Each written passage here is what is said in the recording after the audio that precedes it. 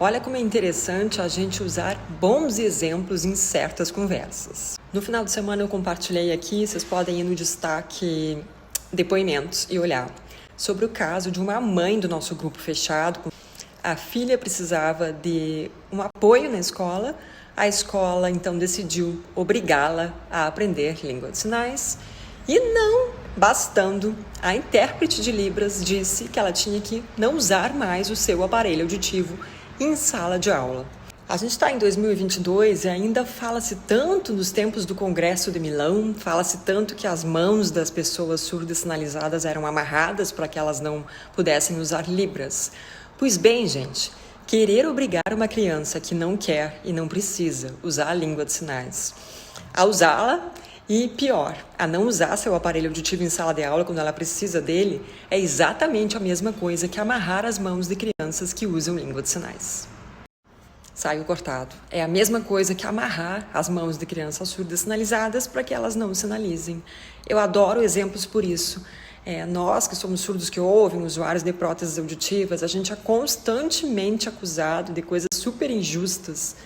E ultimamente eu tenho buscado usar exemplos para mostrar para as pessoas que várias coisas com as quais nós precisamos lidar na escola, na vida real, pela falta de acessibilidade, pelo desconhecimento geral da nação sobre o surdez, quando a gente mostra esse tipo de exemplo, as pessoas se chocam. Então, só para pontuar algumas das hipocrisias mais recorrentes desse rolê. Crianças surdas que ouvem são constantemente obrigadas nas escolas públicas e privadas desse país a aprender língua de sinais quando elas não querem e não precisam. Porque professores e diretores e intérpretes dizem que para as famílias que elas têm que quando elas não querem. E a decisão da família é soberana. E é muito sério, é muito grave quando esse tipo de coisa acontece. Denunciem, mandem mensagem, a gente tenta ajudar.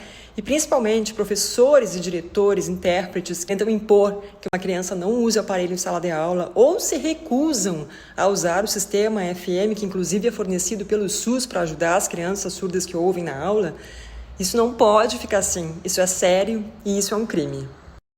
E se o exemplo não foi suficiente, entenda que impedir uma criança surda usuária de próteses auditivas de entrar na sala de aula usando as suas próteses é a mesma coisa que impedir um estudante cadeirante de entrar na sala de aula com a cadeira de rodas dele.